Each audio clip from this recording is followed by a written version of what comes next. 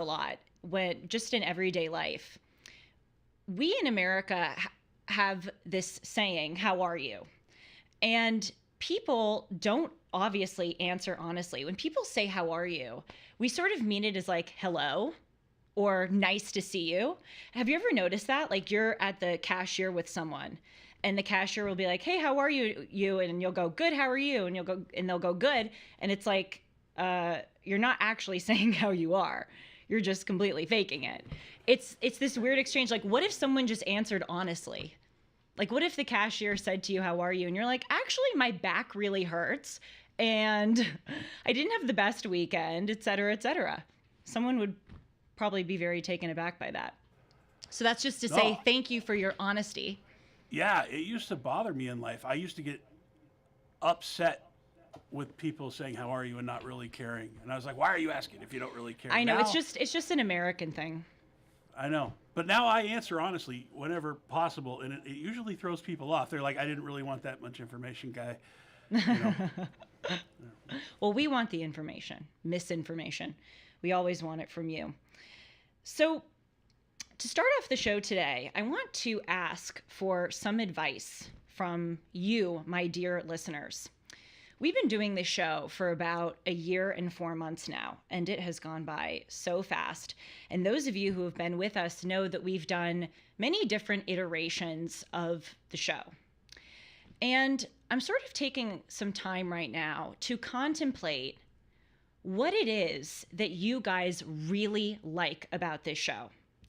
I've been doing some kind of behind the scenes work of figuring out ways maybe to make it better, perhaps to make it shorter. As much as I love doing this live stream for an hour and 20 minutes, I do think that we probably need to make the show shorter. But instead of just kind of my thinking about this behind the scenes and then implementing the changes myself, I really wanted to ask you all. So please do let me know. You can let me know right now in the chat. You can also email me at julie@julie-hartman.com. And I'd be very curious to know what it is that you like or maybe you dislike about this show. I tend to, whenever people ask me what the show is about, I always say it's the easiest and the hardest question to answer because the show is kind of about everything. As you know, I talk about news. I do all of these random topics. I've talked about flags. I've talked about owls. I've talked about the origin and development of language. I've had FBI and CIA agents on the show. I've had singers like Dion on the show, artists, just, really the gamut of people and topics. And it has always been a priority of mine to make myself and make this show incredibly versatile. I never want to be a one-trick pony and just have the ability to talk about, one particular news item or one particular cultural item. I've really tried to broaden the horizons of this show. But as we move forward with this program, again, I really do want to hear from you what it is that you like, some things that have stood out to you, and maybe some things that you think ought to be changed. So I'm seeing already there's some stuff in the chat. And again, as always, you can write to me at julie@julie-hartman.com with some of your suggestions. And I'm really excited to see how this show continues to unfold because all of you are here on this great, thrilling, and fantastic journey with me. And it is so much fun to do it alongside all of you. So today, we're going to do a little bit of a shorter show. That's one thing I said that I think we're probably going to start to implement. And I want to talk mainly about news and then maybe turn to something I've been thinking about, or maybe like a broader kind of musing about life, because those musings about life, as those of you who listen to Dennis and Julie know very well, are sort of the things that I love most to discuss. That episode recently that we did on projection, catching and flipping, your gut, your intuition, I love that kind of stuff. That's like my bread and butter. Because as much as it's really fun to talk about history or talk about news or various random subjects, every single day of my life, I am on a quest to become a happier, healthier, better, more principled person. And I sort of always considered that kind of journey, that kind of quest, to be somewhat related, but mostly irrespective of the content that I talk about on this show. But I think what I'm realizing is that that is actually most of the stuff that I should bring to the show. The things that I'm working on with myself, the ways that at 24 years old I'm trying to elevate myself. So today we're just kind of testing it out with this new shorter news first and then maybe life musing format. So, shall we dive in? Yeah, I think it's important to note that you're never going to say this about yourself, but you're a workhorse. You've been going very hard for a year and a half, almost 2 years now. Yeah. You've put a breadth of material behind you. It's all there for people to see. I think most people have grown to love you and the way you present things. And I think what we're trying to do is find a way to move forward without killing Julie. You can't do that. You can never do that. No, Because it's so I think fun. you will naturally overdo it. That's what you do. Yeah. And I think that part of the reason you're bringing this up today is that we're trying to reset and find a way that we can move forward. It's beneficial for the audience and for you. Yeah, no, I'm glad that you said that because, you know, it's so fun for me to do all of these topics. It really is. I mean, I think I said it on the first show, and it's just such a truth about me. I love to learn. I love to explore all of life. But at the same time, you know, coming every single day to the show and doing 5 or 6 topics is probably a little bit overwhelming for you, the audience. And as Sean said, it's certainly a lot of work. So I definitely want to hear what the things are that you most appreciate that I do. And when you come and you watch this show, what is it that you want to hear from me? Is it news? Is it more kind of life stuff? Is it history? Is it all of the random topics? I will leave it to you now to give me that feedback. But yes, thanks, Sean, for cutting in with that. So let's dive into the news. I like to ask myself, what is the most important thing for the audience to know today? So I have 3 things. And the first one, of course, pertains to Israel. So Israel is going forward with its invasion of Rafah, which is, of course, in the south of Gaza, bordering Egypt. And Prime Minister Benjamin Netanyahu said that this is really the big, perhaps not final, but hopefully final incursion, he says, to permanently eliminate the remaining Hamas battalions that are present in Rafah in order to secure a, quote, total victory. According to the Wall Street Journal, more than 300,000 Palestinians have fled Rafah, and there is a massive humanitarian crisis going on in the Gaza Strip. The IDF did send out leaflets telling people to flee in the wake of the coming incursion. And all the while, there still remain those Hamas battalions that they want to get rid of. And of course, there are 130 hostages, including 5 Americans, who are still present in the Gaza Strip. Now, alongside this incursion, we know that President Biden has really kind of stepped it up with regard to his opposition to Israel. And he has withheld 3,500 bombs to go to the aid of the Israeli Defense Force because President Biden has said he does not want them to go into Rafah. In fact, recently on Face the Nation, our Secretary of State Anthony Blinken just flat out came out and said that they, quote, want Israel to get out of Gaza. So this is a really, really big and important moment here because the IDF is going full throttle, continuing with its operations. And Prime Minister Benjamin Netanyahu gave a speech recently where he said, Israel will stand alone. If the United States is not with us, if certainly, I mean, God knows the rest of the world is not with them, with the exception of a few countries. He said, nevertheless, Israel will stand on its own and Israel will prevail. So they are doubling down on their position. And then we, the United States, historically Israel's closest ally, we're turning. So President Biden is withholding the bombs.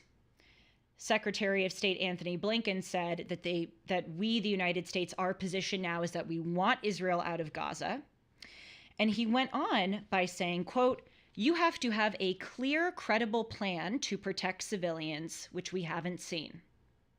We also need to see a plan for what happens after this conflict in Gaza is over, and we still haven't seen that yet."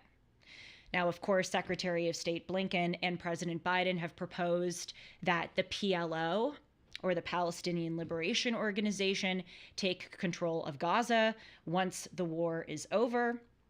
Many critics have said, wait a minute, that sounds really good, but in fact, that probably won't work because the PLO is a corrupt and ineffective organization. And when they previously had controlled Gaza in 2005, it very quickly went into the hands of Hamas by 2007. So the Biden administration is saying these things that, we need to have a plan for what happens after the conflict, and that is absolutely true. However, many people say, and I think rightfully so, that the proposal that they have put forth of the PLO is just not tenable given the situation. Secretary of State Blinken went on to say, quote, "They will be left holding the bag on an enduring insurgency." Of course, he's talking about Israel, because a lot of armed Hamas will be left no matter what they do in Rafah.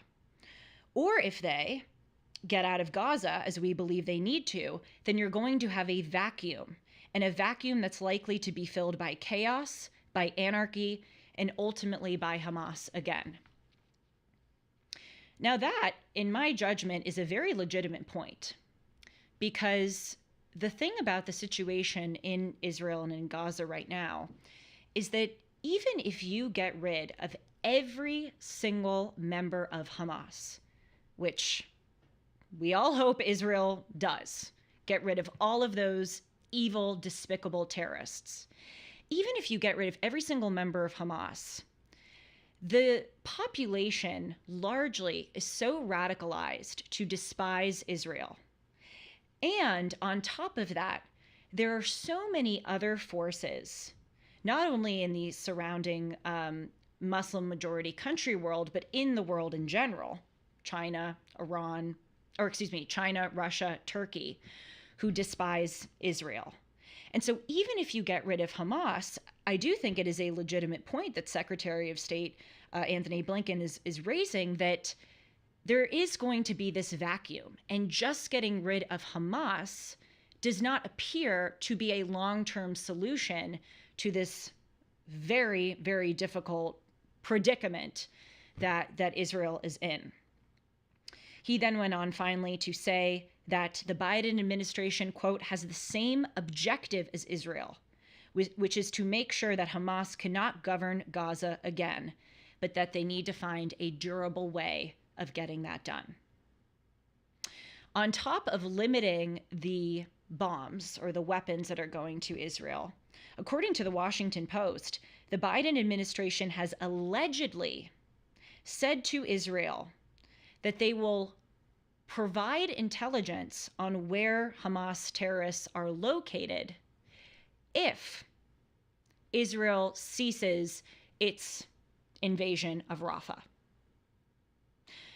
So essentially what that means is that the Biden administration, again allegedly, according to the Washington Post, is saying, wait a minute, we don't want you to invade Rafah, and in order to stop you from invading Rafah, we're going to withhold this intelligence that we could give to you about where Hamas terrorists are located. This is a really, really big turn. I mean, to put it mildly. It is a really, really big one, because although, as I have just said, I do think that Secretary of State Blinken raises some legitimate points about, okay, once Hamas is eliminated, what is going to happen? How is that vacuum going to be filled? Those are very legitimate points. At the same time, it is not the best look for the United States to pledge our support to Israel and be one of Israel's longstanding closest allies, and then now so suddenly turn. And turn in this way of, if this Washington Post story is credible and true, of withholding intelligence that could get rid of their greatest enemy. But even as I'm saying this, it's so interesting. People just, something I talk about on the show all the time is that people just don't appreciate or want to hear nuance. They want to go, everything that, the Biden administration says is bad and everything Israel's doing right now is good, or everything Israel's doing right now is bad and everything that the Biden administration is saying is good. It's a little bit more complicated than that. Obviously, I am not a war expert or a military expert. Israel knows its situation better than anything else. Hamas must be eliminated.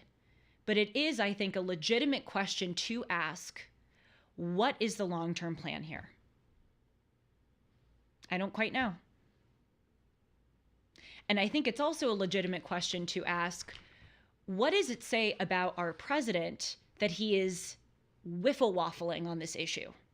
Whether you agree or disagree with his position, what does it say about the sturdiness of this individual and this administration that they have come out and kind of supported Israel and then now they're pulling away? That is not the best look with regard to our greatest or one of our closest allies. Okay, so that's news story number one, the Israel and invasion of Rafah. Story number two that you have to know, this one was super kind of interesting to me. Didn't expect this. The president of Cornell University announced her resignation last week. Cornell University's president is Martha Pollack, and she came out with this statement last week that she has had a, quote, fruitful and gratifying tenure as the president of Cornell University, but nevertheless that she is, quote, ready for a new chapter in her life. These Ivy League presidents, they are dropping like flies. As we know, the president of Penn, Liz McGill, resigned after the disastrous congressional testimony.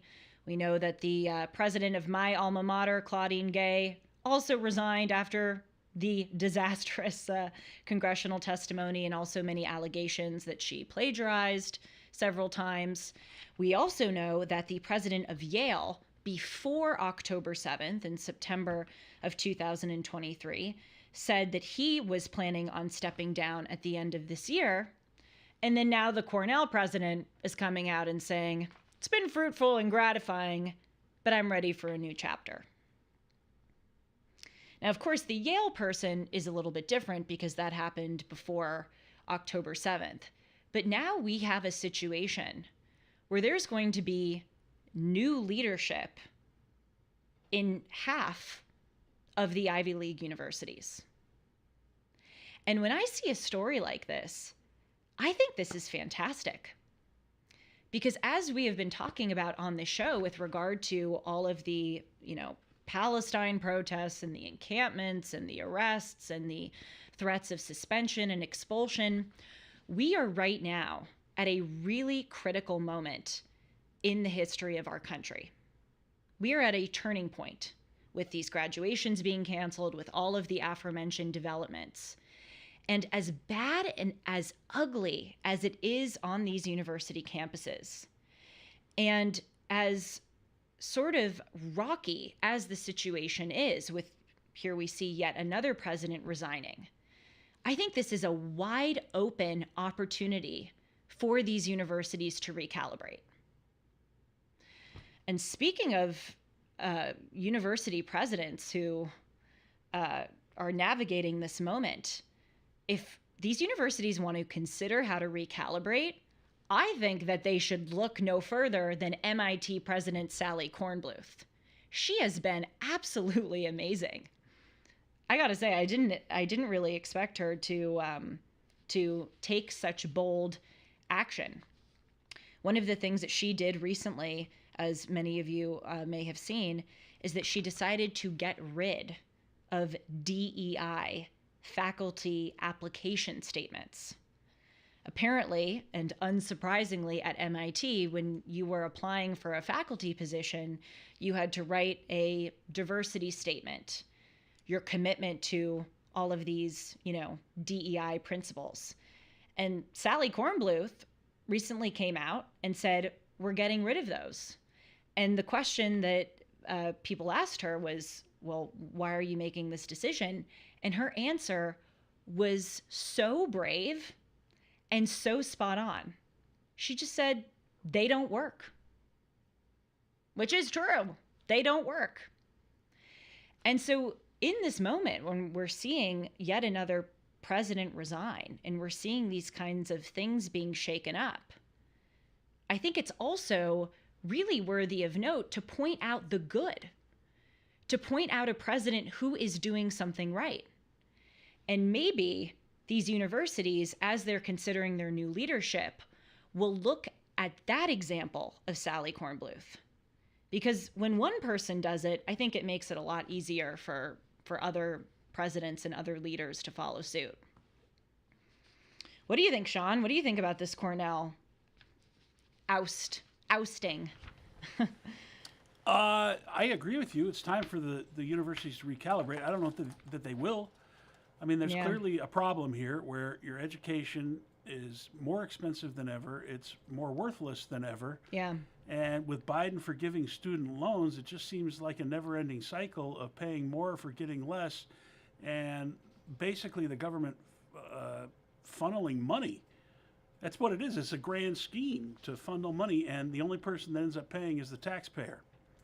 Maybe somebody who went to a community college and went into the workforce and started paying taxes. That's right. It's one of those statements which is sort of disguising what's really going on. We've talked about that with gender-affirming care. Gender-affirming care with children is not gender-affirming care. It is gender-denying abuse. Student loan forgiveness is sort of another one of those terms. It's not like money just all of a sudden gets forgiven. It's really a student debt transference, and you're right that the taxpayer is incurring that. But again, I think the good news is that as crazy as all of those policies are of student loan forgiveness, I at least notice that more and more Americans are, at least on Twitter, I'm noticing this, are coming out and saying, wait a minute, I'm forgiving the student loans of these people who are like pro-Hamas and sitting on the lawns of these universities and demanding humanitarian aid for not going to class and basically whining, and by the way, doing nothing for the Palestinians. So I think that you're right, Sean, maybe these universities will just double down and they won't actually take this as an opportunity to recalibrate. But the optimist in me sees that already some things are starting to turn. Speaking of which, and to bring us to the final big news story that you need to know today, boy, is Donald Trump having a major comeback.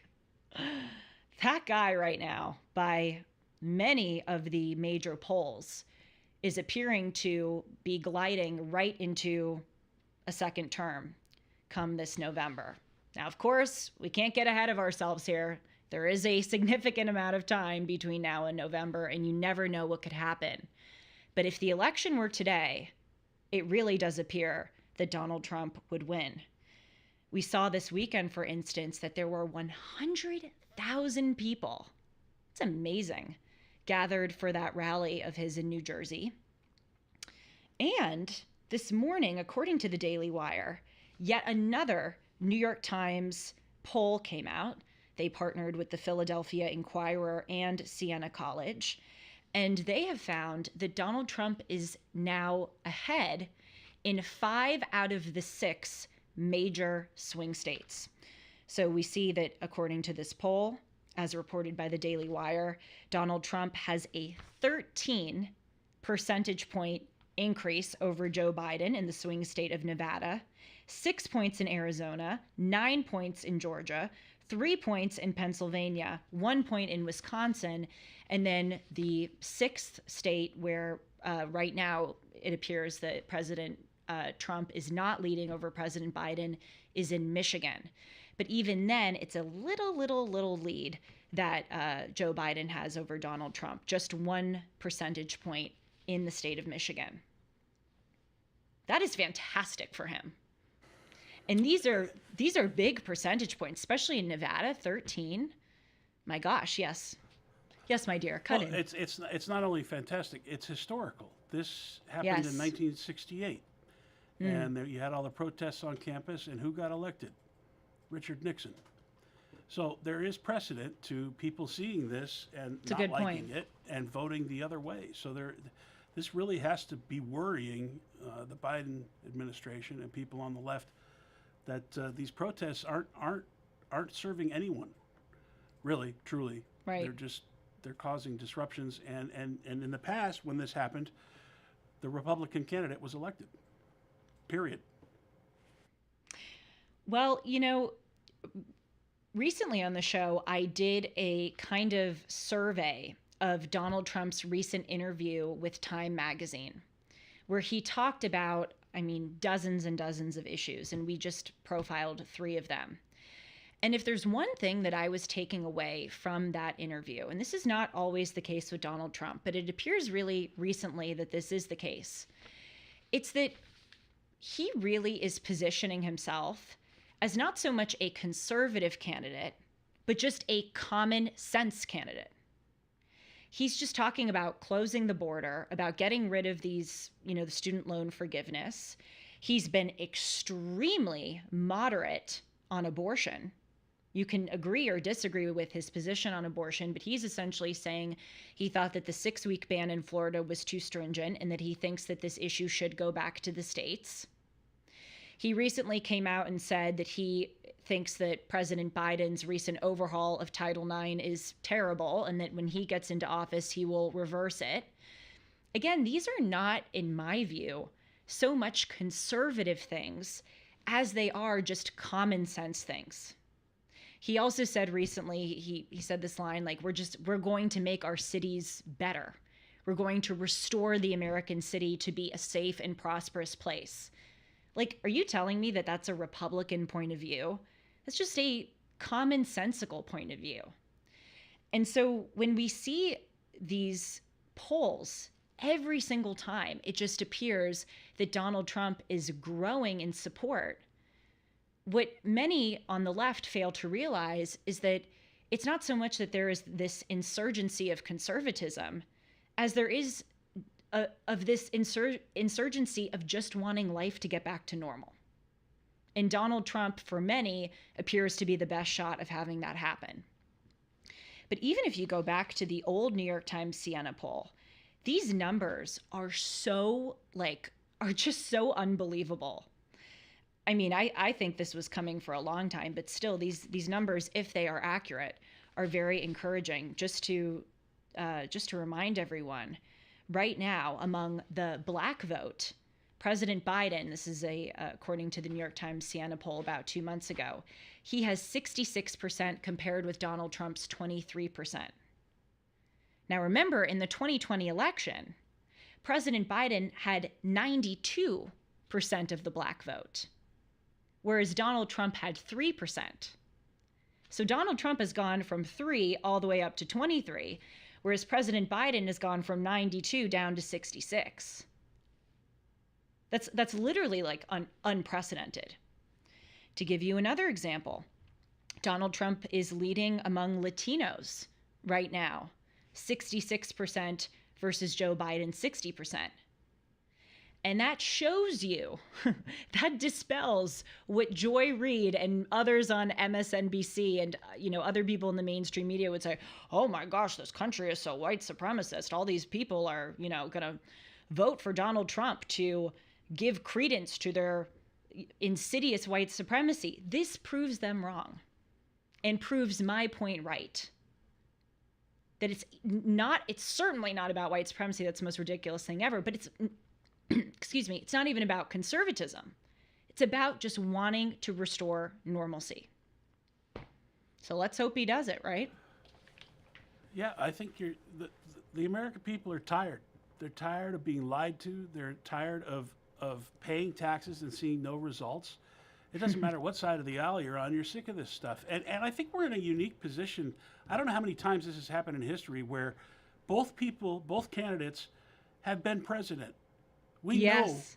what they're going to do or what they had done. Yep. And so we're in a unique position to make that decision based upon a track record. We've seen what Biden did, we saw what Trump did, and so we can kind of sift through the media lies and make our choice. And I think you're going to find most people are going to choose the Trump presidency over what we're experiencing now. I know. It's going to be so interesting to see what happens, to put it mildly, if he wins, because so much of this country is just going to absolutely freak out. But maybe there's a larger contingent even of the never Trumpers who would secretly hope that he would win. I wouldn't totally rule that out. People who maybe publicly go, oh yeah, I would never support Donald Trump, but then they sort of know that this is what we need right now. So we'll just have to see. All right, let me look at the chat. Someone's writing, I had to write a diversity statement for my grad school application. You know what I would love to know? If you wrote your diversity statement on diversity of thought and the importance of that, how that would go over. Good. People are writing things that they think we could incorporate or change about the show. Thank you. Thank you so much about that, or for that. What's common sense to you might not be common sense to someone else. Yes, boy, that is a very, very true statement. That is a very subjective term these days. We've discussed this topic before we came on the air with it, and we decided to be open with the audience about it. And a lot of the things that people are saying in the comments are exactly what we keyed in on in the meeting before we talked about it. So I think we're pretty spot on about what people like and don't like. That's fantastic. Well, yeah, starting with shortening it, I think is the move. All right, let's talk a little bit about MyPillow. As many of you know, I use a lot of MyPillow products. I sleep on the MyPillow. I sleep on the Giza Dream bed sheets. I use my towels, and of course, I wear my slippers, and my slippers are my favorite product. And you can get a lot of these products at a massive discount if you use the promo code Hartman. Right now, MyPillow is having what they call a $25 extravaganza. 2-pack multi-use MyPillows you can get for just $25. MyPillow sandals for $25. Their 6-pack towel sets for $25. Brand new 4-pack dish towels for, you guessed it, just $25. And for the first time ever, you can get the premium MyPillows with all new Giza fabric for just $25. Orders over $75 will receive free shipping. Just go to mypillow.com and use the promo code Hartman, or call 1-800-761-6302 today. That's 1-800-761-6302 today. And again, use the promo code Hartman. That is spelled with no E and one N, Hartman. So in our remaining time today, I want to follow up with a kind of life insight that I have been mulling over. And this is something that we discussed on a recent episode of Dennis and Julie, which, by the way, is every Sunday at 1 o'clock Pacific, 4 o'clock Eastern, for those of you who are interested in watching it. And it's something that I think would be so much of the solution to many of the problems that we are facing right now in this country.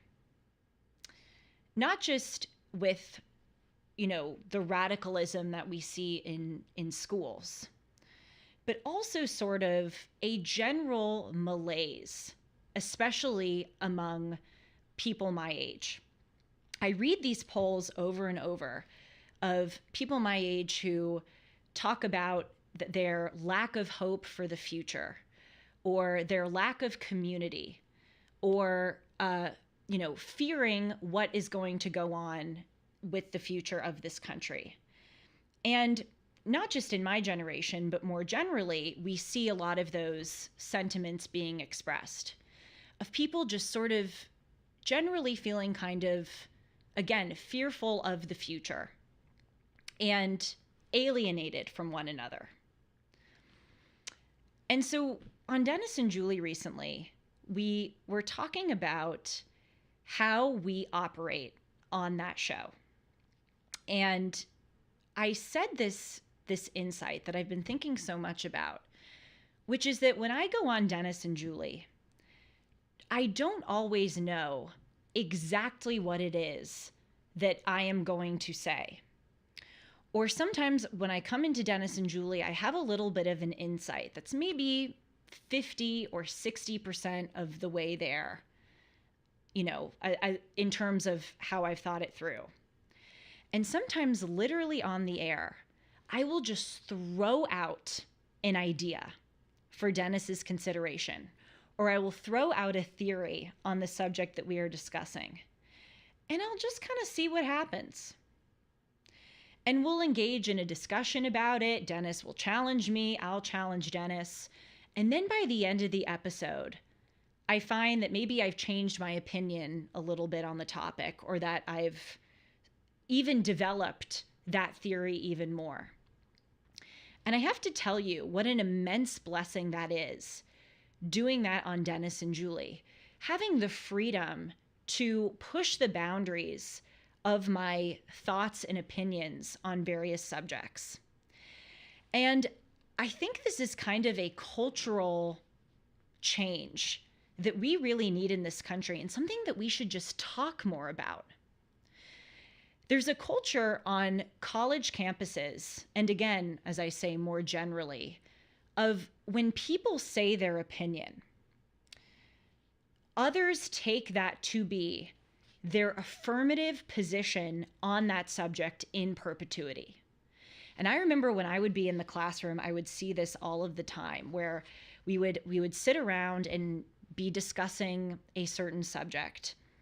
And I noticed that a lot of my classmates, and I felt this too, were very timid about what it is that they were going to say about the subject, because they didn't want to be in class the kid who came out with a certain opinion, and then other people heard it and maybe they didn't fully want to stand by that opinion.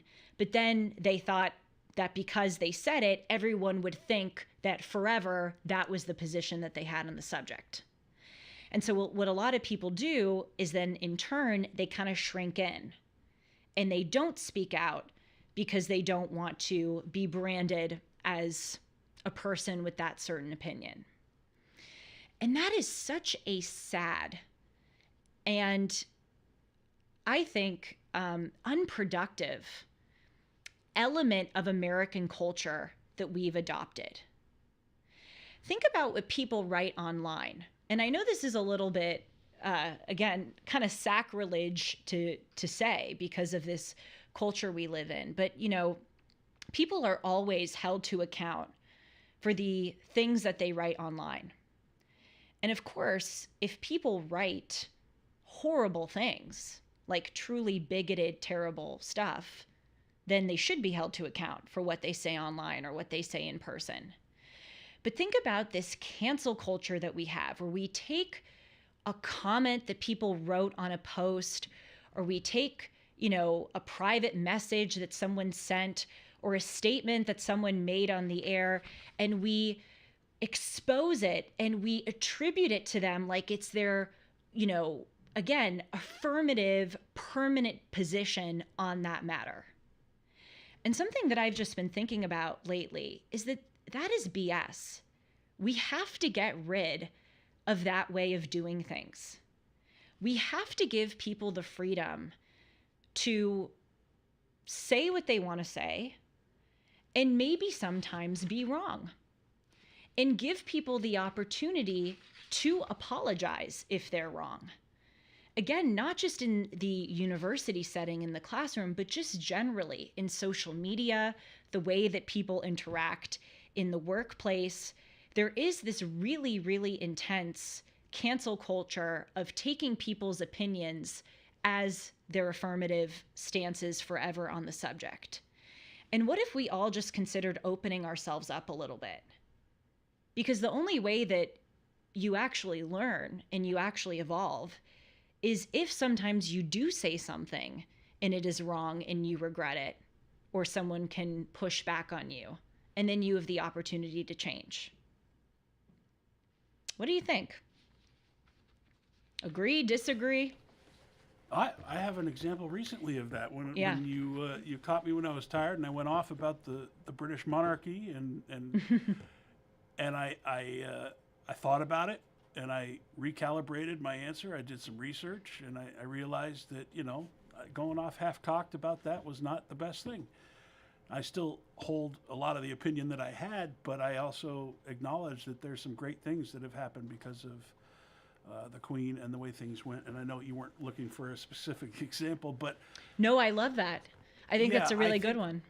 I think it only works if you have people that are willing to treat others as they want to be treated, right? You can't Yes. have this shout you down, I got you moment type culture, which we seem to find ourselves in. So I want to live in the world that you're talking about, Julie. I just don't know that the majority of the population is going to go along with you, but it's a grand idea for sure. Yeah, but it's something that we need to talk about and something that I think we have to practice ourselves. And I know that I'm trying to be more understanding of people, especially people I disagree with, and allowing them to have the room to perhaps change and evolve. Not that they always do, but I just want to normalize this. I want to normalize giving people the freedom to maybe be wrong on something or maybe say something that they regret.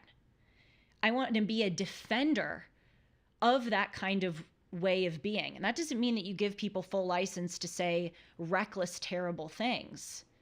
But I want to come out and kind of stick my flag down in this unoccupied territory of saying that we need to change our American culture and not engage in so much of this clipping of something that people said or this post that someone made online. I try to work on it on this show.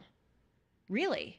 There are some commentators who will take, a stupid line that someone who they disagree with says, and then put it up and just totally, lambast that person. And at times, maybe that person deserves it. But we've just gotten, we've gotten too mired in this in a way that is totally counterproductive. And I'm noticing here in the chat that this is resonating. Someone's writing, I totally keep my opinions to myself. That is messed up. And I'm not begrudging you for keeping your opinions to yourself. I'm saying culturally, so many people do because of this problem that I identified. We have to turn that around. Someone's writing, people are obsessed with their reputation and how other people might think of them. This is fueled by social media and our whole modern culture in general. Yes, I think social media is part of this issue because the problem with the internet is that things do live in perpetuity. In the olden days, when you said something, I actually think this is a realization I'm having right now thanks to that comment. Maybe a lot of this cancel culture really does come from the permanence of the online arena. Because before all of this technology, when you said something, you could kind of not that anybody should do this, but you could kind of pretend like you didn't say it. Or you could, it wasn't on the record. And not having something on the record gave you the freedom to say something that wasn't on the record. And so I think that's really true that now with this internet and social media culture, because things do live forever, there is just more of this ability to grab it and attribute it to a person forever. And so that's my little thought for today that I'm mulling over. There's another component here, Yeah. and it's the victimization, the victim culture, the offended aspect of society that I don't think used to exist, that I think social media has exacerbated. Yes. That people are looking for that opportunity to be offended or to be a victim, and because of that, that freezes people from sharing their opinion lest they be offensive. No one wants to be offensive. This whole thing has been blown way out of proportion, and it seems like it's a badge of honor to be a victim in some way for some reason, rather than owning your own ish and looking in the mirror and bettering yourself. That's right. You know. That's right. Well, as I said on Dennis and Julie, and I'll say it here, people ask me all the time why it is that at 24 years old, I decide to put my face on the internet with my opinions, and especially my opinions on very controversial and consequential subjects. And they say to me all the time, well, what if your opinion changes on that? And then there's a video of you forever on the internet talking about these things that maybe you no longer believe. And my response to them is, okay. Then there is a video on the internet of me saying something that I no longer believe. Can I not change from that? Can I not do a, subsequent thing where I say, hey, this is what I believed. Here's why I no longer do it. By the way, that's my whole entrance into this career. I came out and said I was a liberal. That's something I believed. Here's a new thing that I now believe. And let me tell you why I've changed. I just can't tell you how motivated I am to try to, in this show with my example, change this culture that we have. And so I want to invite you, especially as we're continuing forward with elevating and improving this show, I invite you to, as corny as it sounds and as lefty as it sounds, view this show as a safe space to write your opinions in the comments, call in, say something that you are thinking about, that you're mulling over, maybe throw something out there, and let's explore these really important things together. And I will give you the grace, and I hope you'll give me the grace to formulate a good position and give ourselves room to maybe be wrong and grow and change. I want this show to be the most wide open forum for exploration, no canceling, and just freedom to have real intellectual conversations about very, very, very controversial and significant things. Hey, that's why the freedom of speech was written into our founding documents. I know. That was the purpose. That was the point. Yep. Not so that we could yell and be offensive. It was so that we could share ideas and come to some kind of agreement and learn from each other. That was the whole point. Yep. So that's my life thought today. Having the courage to be wrong and to maybe change. Something I'm working on. Hopefully everybody's working on it, and this is the show where we can all do that together. So thank you so much for being here.